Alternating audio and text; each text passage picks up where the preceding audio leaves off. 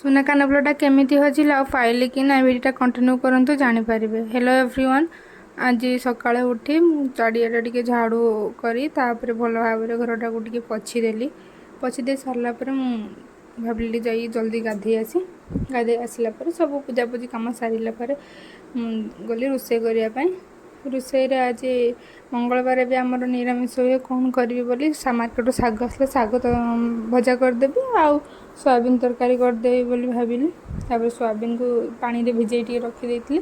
तापर तेल रे भाजी से सब माने मसला गुंड आउ दही देकी टिके गोलैकी भल के किस टाइम घोड़े रखीदेली। तापर मसला सब अदा रसुण पियाज सब तेल रे भाजी आनिकी ग्राइंड करके मसलाटा भल भाव टिके कषिदेली। कषिदे सारा पर रांधिबा समय जड़े लोक घर पाखे लोक जड़े आसिले मत कहले कि तुम तो गोटे कानफुल अच्छे गोटे सैड्रे गोटे सैड्रे कड़े है।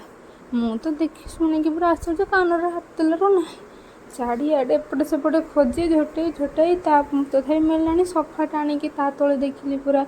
तापर एपटे जो जलकिन बसी छुआर गोटे छोट आलमीरा अच्छी ताको भी सब भल भाव देखिली।